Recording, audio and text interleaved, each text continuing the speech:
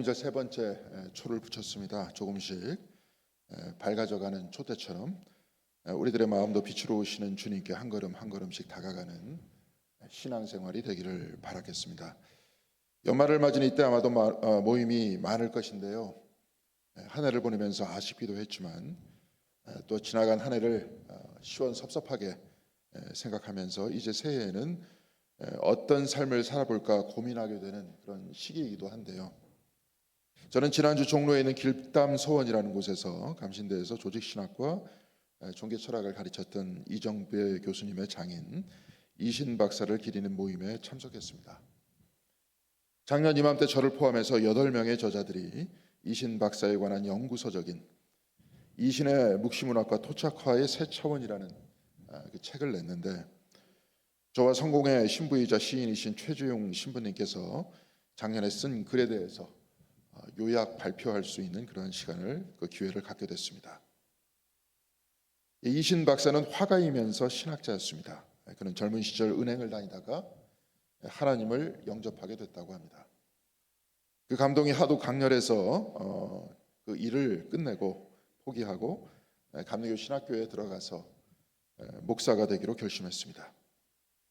신학을 공부하면서 그는 예수 정신이 살아야 한다고 생각했던 사람들과 뜻을 같이 하게 됐는데, 그분들은 감리교회 분들이 아니고 그리스도교 교회 분들이었습니다. 크지 않은 교단인데요. 지금 화곡동에 있는 그리스도 대학교가 그리스도 교회에서 운영하는 학교입니다. 그래서 감리교 목사가 아닌 그리스도교 목사가 되어서 목회를 하던 중 유학을 결심합니다. 그리고 미국으로 유학을 가서 뇌시빌에 있는 명문대학인 벤다빌트 대학에서 신학 박사학위를 받았습니다. 그가 박사학위를 받은 논문의 주제는 초현실주의와 묵시문학이었습니다. 미술에 있어서 초현실주의란 꿈과 무의식 세계를 표현하는 기법인데요. 우리가 꿈을 꿀 때 현실 세계와는 완전히 다른 모양이나 그 장면이 나오죠. 나보다 더 큰 토끼에게 쫓겨서 도망한다던가, 사자 등에 올라타고 들판을 달린다던가 하는 그런 꿈을 꿉니다. 비현실적이지만 분명히 이런 꿈을 꿉니다. 그만큼 인간의 상상력은 뛰어나다 하는 것인데요. 이런 장면들을 그림으로 표현하면서 현실의 고정관념을 깨려고 하는 것이 초현실주의입니다. 예를 들어서 그림을 한번 보도록 하겠습니다. 르네 마그리트라는 초현실주의자가 그린 겨울비입니다. 그런데 하늘에서 비가 내리는 것이 아니라 어떤 신사들이 내리고 있습니다. 이 신사들은 서로 다른 우비를 입고 하늘에서 내리고 있습니다. 르네 마그리트에 의하면 이 도시는 인도의 콘콜다라고 그렇게 이야기하고 있습니다. 하늘에서 비가 오면 온 지면에 차별 없이 비가 떨어집니다. 지붕에도 마당에도 거리에도 비가 내립니다. 르네 마그리트는 콘콜다에 떨어지는 비를 보면서 자신도 빗방울이 되어서 콘콜다의 구석구석을 모두 걸어보고 싶다, 이렇게 생각하면서 표현한 작품입니다. 그런데 하늘에서 떨어지는 저 신사의 모습들은 별로 특징적이지 않습니다. 모두 다 똑같이 검은 옷을 입고 있는데요. 약간씩은 다르지만 거의 같은 모양으로 떨어지고 있습니다. 빗방울이 모든 곳에 차별 없이 떨어지듯이 콘콜다라는 도시를 있는 그대로 보고 싶다, 이 말입니다. 그런데 있는 그대로 모든 것을 편견 없이 보는 것은 쉽지 않습니다. 그래도 편견 없이 모든 것을 보자 하는 표현을 하늘에서 빗방울처럼 사람이 떨어지는 기발한 모양으로 보여주고 있는 겁니다. 우리도 이렇게 편견 없이 있는 그대로 세상을 바라본다면 다툼들이 많이 줄어들 것 같지 않습니까? 마그리트는 그 생각을 이렇게 재미있게 표현한 겁니다. 두 번째 그림을 보겠습니다. 이 파이프 밑에 쓰여져 있는 그 글씨는 이것은 파이프가 아니다입니다. 이것은 파이프다, 이렇게 말해야 되는데 이것은 파이프가 아니다, 이렇게 말하고 있습니다. 그렇다면 이 그림은 무엇을 뜻하고 있는 것일까요?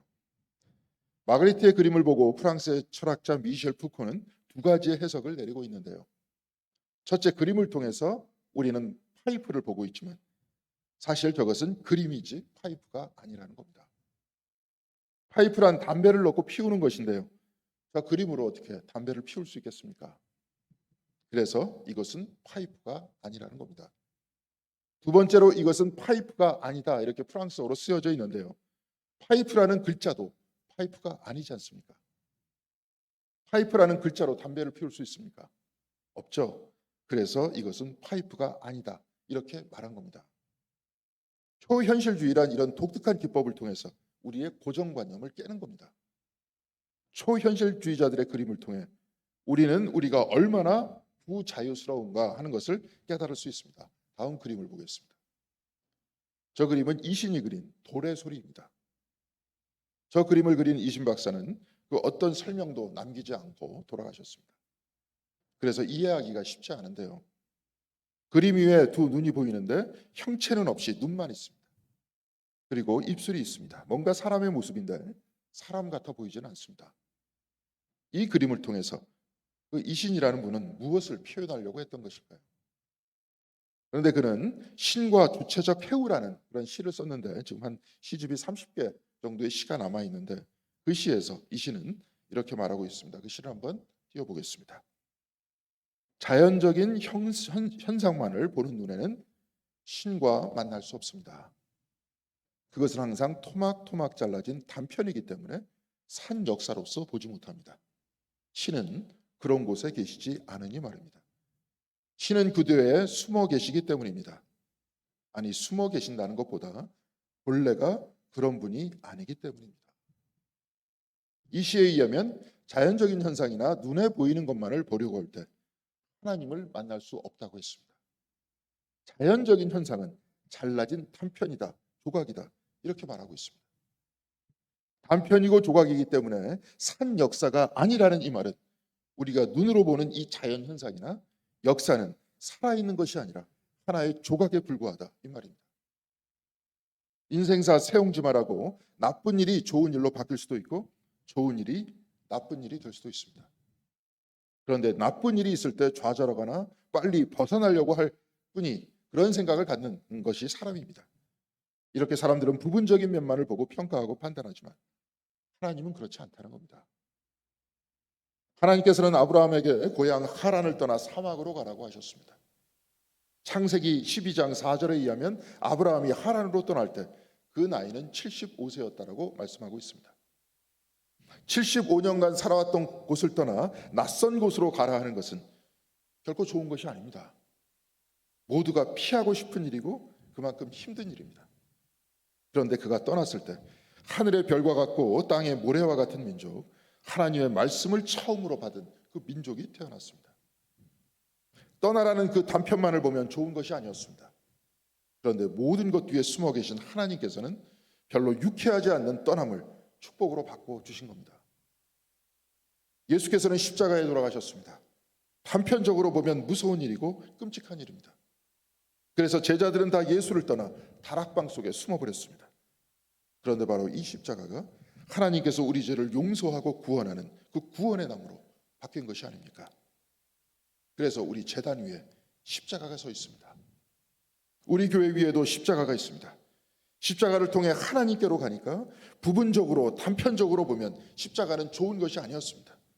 하나님은 그렇지만 십자가 뒤에 숨어 계셨습니다. 그리고 부활의 빈 무덤 뒤에도 숨어 계셨습니다. 하나님께서는 십자가와 부활을 하나로 만드시면서 저와 여러분을 죽음에서 구원으로 옮겨주셨습니다. 단편적인 눈과 경험을 통해 하나님을 알 수 없다고 하는 겁니다. 떠나는 아브라함을 통해 새로운 역사를 만드셨고 가장 잔혹한 십자가를 통해 모든 사람들에 대한 용서와 구원을 이루셨습니다. 마찬가지로 우리의 인생도 내 단편적인 경험을 보고 다 알 수 없습니다. 자, 이신 목사의 그림을 다시 보겠습니다. 시를 읽으니까 저 그림이 이해가 되는 것 같습니다. 그림 밑부분에 인간의 삶이 있습니다. 공장이 있죠. 일터입니다. 경쟁의 장소입니다. 그러나 저 위에는 눈이 있습니다. 입이 있습니다. 하나님께서는 이 세상을 살펴보시고 이 세상 한복판에서 말씀하십니다. 지금 우리는 유쾌하지 않은 경험을 하고 있을는지도 모릅니다. 그래서 빨리 이 상황을 벗어나고 싶고 뛰쳐나가고 싶습니다. 그러나 이 부정적인 것도 내 인생 속에서 보석으로 변할 수도 있는 겁니다. 그림 내려주시기 바랍니다. 이 신이 초현실주의와 함께 연구한 요한계시록도 부분적으로 보면 심판이고 무서운 책이지만 심판의 역사 뒤에 숨어 계신 하나님께서는 요한계시록 21장 3절에서 4절까지 이렇게 말씀하고 계십니다. 보좌에서 큰 음성이 나서 이르되 보라, 하나님의 장막이 사람들과 함께 있으며 하나님이 그들과 함께 계시리니 그들은 하나님의 백성이 되고 하나님은 친히 그들과 함께 계셔서 모든 눈물을 그 눈에서 닦아주시니 다시는 사망이 없고 애통하는 것이나 곡하는 것이나 아픈 것이 다시 있지 아니하리니 처음 것들이 다 지나갔음이로라. 매일매일이 생존 경쟁인 이 험악한 세상을 살아가는 것은 마치 요한계시록의 심판의 한복판을 지나가는 것 같습니다. 그렇지만 이 세상의 끝에 하나님이 우리와 함께 계셔서 우리의 눈물을 닦아주시면서 처음 것들이 다 지나갔다라고 위로하시는 그 비전을 갖는다면 우리는 이 세상을 이겨낼 수 있지 않겠습니까? 비록 부분적으로 보고 단편적으로 보면 이 삶이 고되고 힘들지도 모르지만 이 삶 뒤편에 숨어 계시고 이 고통과 슬픔을 기쁨과 춤으로 변화시킬 하나님을 붙들고 산다면 이 고통스러운 삶의 경험을 보석으로 변화시킬 하나님을 붙든다면 그래서 우리의 눈에 눈물을 닦아주실 하나님을 믿고 살아간다면 우리는 오늘의 이 고통과 아픔을 견디어낼 수 있지 않습니까? 그래서 신앙인은 내 마음 안에 우리의 눈물을 닦아주실 하나님을 품고 살아가는 사람입니다. 그러니 내 마음 안에 이 세상의 성공이 아니라 세상의 안락과 승리가 아니라 내 안에 하나님 나라를 품고 살아가는 그 사람이 바로 신앙인이 되는 겁니다. 이 시는 대단히 짧은 인생을 살았습니다. 신학자이면서 화가라는 특이한 이력을 가지고 남들이 하지 않았던 연구를 하신 분이셨지만 평생 교수가 아닌 강사로서 삶을 살다가 54세의 나이에 가난하게 세상을 떠났습니다. 그가 남긴 재산도 없었습니다. 그가 살던 집은 다 쓰러져가는 천막집이었다고 합니다. 모교인 감리교신학대학교에 교수로 들어갈 수 있었지만 한 사람이 끝까지 그가 들어오는 것을 반대해서 들어갈 수 없었습니다. 한국뿐만이 아니라 세상을 다 놀라게 할 수 있는 분이었지만 좌절과 질병 때문에 너무나도 일찍 세상을 떠났습니다. 안타까운 일입니다. 그러나 그는 이 불편한 삶임에도 불구하고 하나님 나라를 품고 살았습니다. 그리고 우리도 그의 그림과 시를 통해서 우리 인생의 부분 조각조각만 보고 좌절하지 말고 모든 것 뒤에 숨어 계시고 우리의 눈에 눈물을 닦아주실 하나님을 믿고 살라는 그의 메시지에 공감하고 있지 않습니까? 설교의 상당 부분 이신 목사의 삶을 소개한 이유는 공교롭게도 오늘 우리가 읽은 마태복음의 본문과 맞닿아 있기 때문에 그렇습니다. 오늘 우리가 읽은 마태복음 11장 12절에 예수께서는 이렇게 말씀하셨습니다. 세례 요한의 때부터 지금까지 천국은 침노를 당하나니 침노하는 자는 빼앗느니라. 그 말씀을 그대로 읽어보면 천국은 침노하는 자가 빼앗는다 이런 뜻으로 들립니다. 그래서 억지로 천국을 빼앗아야 내 것이 된다 이런 뜻으로 읽을 수 있습니다. 또한 이렇게 설교하는 사람의 설교도 제가 들은 적이 있습니다. 그런데 그렇지 않습니다. 침노라는 뜻은 폭행이라는 뜻입니다. 그러니까 오늘 말씀을 있는 그대로 보면 세례 요한의 때부터 지금까지 천국은 폭행을 당했다. 폭행하는 자는 빼앗는다 이 말입니다. 폭행하여 천국을 빼앗는다 이해가 가지 않습니다. 그런데 공동 번역에서는 오늘 이 말씀을 이렇게 번역하고 있습니다. 세례자 요한 때부터 지금까지 하늘나라는 폭행을 당해왔다. 그리고 폭행을 쓰는 사람들이 하늘나라를 빼앗으려고 한다. 폭행을 쓰는 사람들, 곧 헤롯과 그 무리들이 요한을 폭행해서 천국을 빼앗으려고 한다 이 말입니다. 그런데 헤롯과 그 무리들이 요한을 폭행해서 천국을 빼앗았습니까? 그렇지 않습니다. 또한 그럴 수도 없게 되어 있습니다. 내가 천국을 품고 살아가는데 나를 폭행한다고, 다른 사람이 나를 폭행한다 해도 내 안에 있는 천국을 그 누가 빼앗고 자기 것이다 이렇게 말할 수 있겠습니까? 그리고 오늘 보면 11절 상반절에 예수께서는 이렇게 말씀하셨습니다. 내가 진실로 너희에게 말하노니 여자가 낳은 자 중에 세례 요한보다 큰 이가 일어남이 없도다. 그런데 바로 그 다음에는 천국에서는 지극히 작은 자라도 그보다 크니라 이렇게 말씀하셨습니다. 이 말씀은 세례 요한이 위대한 것 같지만 별 볼 일 없고 천국에서는 가장 별 볼 일 없는 사람도 세례 요한보다 더 위대하다 이렇게 볼 수 있지만 그렇지 않습니다. 가장 작은 자라도 요한보다 더 크다 하는 뜻은 천국에서는 가장 작은 자도 요한만큼 높임을 받는다는 뜻 아니겠습니까? 여자가 낳은 가장 위대한 자, 모든 인류를 통틀어 가장 위대한 사람은 당연히 높임을 받습니다. 세상은 그렇게 되어 있습니다. 우리 역사 안에도 높임을 받는 사람들이 얼마나 많습니까? 그런데 예수께서는 지극히 작은 사람이라도 요한만큼, 인류가 낳은 가장 위대한 사람만큼 높임을 받는 곳이 바로 천국이라고 말씀하고 계신 겁니다. 예수께서는 세례 요한의 제자에게 맹인이 보고 나병 환자가 치유함을 받고 못 듣는 자가 듣고 죽은 자가 살아나고 가난한 자에게 좋은 소식이 선포된다고 했습니다. 맹인이라고 할지라도, 나병 환자나 못 듣는 자나 이미 죽은 자나 가난한 자라고 할지라도 모두 다 요한만큼, 세상의 가장 위대한 사람만큼, 아니 이보다 더 큰 사람과 같이 높임을 받는 나라, 바로 그 나라가 하나님 나라라는 겁니다. 사랑하는 성도 여러분, 앞을 보지 못한다고 할 때 그 사람이 이 대한민국에서 어떻게 되겠습니까? 앞을 보지 못하고 성공한 유명 인사를 여러분들은 본 적이 있습니까? 장애를 가진 사람이라면, 또한 나병을 가진 사람이 높임을 받은 적을 본 적이 있습니까? 예수님 당시는 그 편견이 지금보다 더 심했습니다. 장애가 있는 사람들은 아예 다 죄인이기 때문에, 또한 그 부모가 죄를 지었기 때문에 장애를 안고 태어났다, 이렇게 생각하는 시대였습니다. 그런데 주님께서는 장애를 가진 이들이 천국에서는 가장 높임을 받는다고 했습니다. 부분적으로 단편적으로 보는 이 세상은 위대한 사람과 보통 사람을 나누고 장애를 가진 사람을 차별하지만, 주님께서는 위대한 자나 보통 사람이나 정상인이나 장애를 가진 사람이나 모두 다 똑같다 이 말입니다. 배운 자나 못 배운 자나 다 똑같고, 재산이 많은 자나 적은 자나 다 똑같습니다. 모든 사람은 다 하나님 앞에서 죄인일 뿐이고 구원을 받아야 하는 사람이라는 겁니다. 주님께서는 바로 이 천국의 비전이 침노당해 왔다, 폭행당해 왔다, 이렇게 말씀하고 있습니다. 주님께서는 이런 비전을 보여주셨지만, 지금까지 우리 시대는 이 장애를 가진 사람들을 차별해 오지 않았습니까?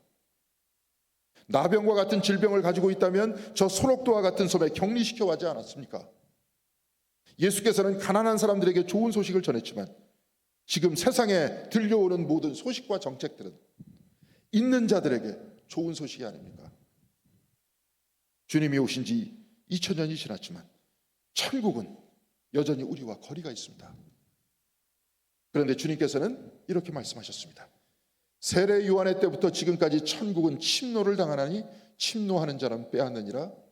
세례 요한 때부터 지금까지 하늘나라는 폭행을 당해왔다. 그리고 폭행을 쓰는 사람들이 하늘나라를 빼앗으려고 한다. 사람들은 폭행해서 천국을 빼앗으려고 했지만 요한은 천국을 지켰습니다. 주님은 십자가의 죽음으로 그 천국을 지키셨습니다. 제자들도 이 천국의 복음을 로마와 인도까지 전했습니다. 그리고 그들 모두 순교를 당했지만 이들 모두는 그 폭행에 천국을 뺏기지 않았습니다. 이 땅에 기독교가 처음 들어왔을 때 수많은 사람들이 예수를 믿는다는 이유로 순교를 당했습니다. 조선말 그 엄격한 신분 질서 사이에서 사람들은 천주 앞에서, 곧 하나님 앞에서 모든 사람은 차별이 없다 하는 이 천국의 복음을 죽음의 위협 속에서도 지켜왔습니다. 조선의 왕권은 천국을 품고 살아가는 사람들을 폭행했지만 그 천국은 지금 우리에게까지 전해졌습니다. 우리 역시 하나님 나라의 비전을 품고 살아가고 있지 않습니까? 그러나 오늘 우리 시대에도 천국의 비전을 가지고 살아가는 사람들은 폭행을 당하고 있습니다. 이신 목사와 같은 사람도 폭행을 당하고 있었습니다. 그는 천국을 품고 살았지만 세상은 그에게 폭행을 가했습니다. 그는 너무나도 가난한 삶을 살았습니다. 1930년대 시인이자 부흥사였던 이용도 목사는 이런 글을 남겼습니다. 고난은 나의 선생, 가난은 나의 부인, 겸손은 나의 궁전, 자연은 나의 집. 나는 거기서 주님으로 더불어 살기로다. 주님을 따르는 제자로 주님과 같은 삶을 살려고 노력했지만 그는 당시 교회에게 따돌림을 받았습니다. 감리교회는 그에게 파송도 해주지 않았습니다. 그래서 그는 너무나도 가난하게 살다 33살의 젊은 나이에 생을 마쳤습니다. 그러나 오늘날 우리는 이신 목사와 같은 사람, 이용도 목사와 같은 사람에게 배우려고 하지 같은 시대 이들을 폭행했던 사람에게 배우려고 하고 있습니까? 그렇지 않습니다. 우리는 신앙의 삶을 통해서 천국을 지켜낸 사람으로부터 배우려고 하고 있지 않습니까? 사랑하는 성도 여러분, 우리는 침노하는 자를 따르는 사람들이 아닙니다. 폭행하는 사람을 따르는 사람들이 아닙니다. 폭행을 당하는 사람을 따르는 사람들인 겁니다. 우리는 본디오 빌라도를 따르는 사람이 아니라 십자가에 달리신 예수를 따르는 사람들인 겁니다. 우리는 세상의 화려한 가치와 비전을 품고 살아가는 사람들이 아니라 예수께서 가르치신 천국의 가치와 비전을 품고 살았던 사람들에게 배우려고 하고 있습니다. 그리고 그렇게 살지 못하는 우리를 보고 부끄러워하지 않습니까? 사랑하는 성도 여러분, 세상은 우리가 품은 천국의 비전을 침노하려고 하고 있습니다. 과거에는 폭력으로 폭행했지만 요즘에는 물질로 폭행하려고 합니다. 하비 콕스는 신이 된 시장이라는 책에서 오늘날 시장의 질서, 곧 은행, 기업, 주식시장, 부동산 시장이 하나님의 위치에서 하나님과 같이 군림하고 있다고 말하고 있습니다. 주님께서도 마태복음 6장 24절에 하나님과 재물을 겸하여 섬길 수 없다라고 하셨지만 오늘날 하비 콕스에 의하면 교회도 시장의 질서에 따라서 움직이고 있다고 말하고 있습니다. 이에 대해서 제가 굳이 설명하지 않아도 이미 여러분들 다 알고 계실 겁니다. 시장, 곧 돈과 물질이 천국을 침노하고 있지 않습니까? 사랑하는 성도 여러분, 우리 교회는 작은 교회입니다. 무슨 일을 벌이려고 해도 예산이 부족하다 하는 문제가 우리를 먼저 엄습해오고 있습니다. 그러나 이런 물질의 침노에 우리의 마음을 빼앗겨서는 안 됩니다. 우리가 진정으로 해야 할 일은 우리 안에 있는 천국을 지켜내는 일이기 때문에 그렇습니다. 지극히 작은 자라도 세상의 가장 위대한 사람보다 더 높임을 받는다는 이 천국의 비전을 우리가 가지고 있다면, 그리고 이 비전이 우리 교회를 움직이고 이것이 우리의 삶이 되고 우리 교회에서 신앙생활을 하는 이유가 된다면 우리는 결코 실패한 사람들이 아닙니다. 우리는 주님께서 가르쳐 주시고 그렇게 사신, 그리고 우리에게 그렇게 살라고 하신 삶의 방식으로 천국을 지켜내는 것이 바로 우리의 본업이기 때문에 그렇습니다. 사랑하는 성도 여러분, 우리 교회 비록 작지만 천국을 지켜내는 교회가 되기를 바랍니다. 대형 교회처럼 돈은 없지만, 위대하다 하는 사람도 없지만, 우리 이 공동교회에서 지극히 작은 사람들이 지극히 높음을 받는 교회, 천국을 지켜내는 그런 교회가 되기를 바랍니다.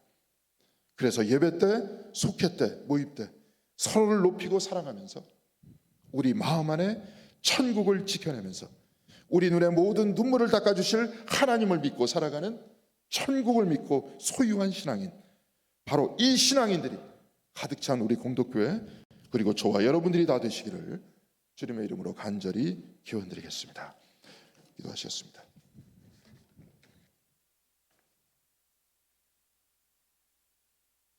세례 요한 때부터 지금까지 하나님, 천국은 침노를 받아왔다고 했습니다. 그러나 침노당하는, 폭행당하는 천국을 지켜내면서 2000년이 지난 여기까지 우리에게까지 왔습니다. 주님, 우리를 사랑하여 주셔서 그 가치를 지켜내고 살아가게 하여 주시는 데 감사드립니다.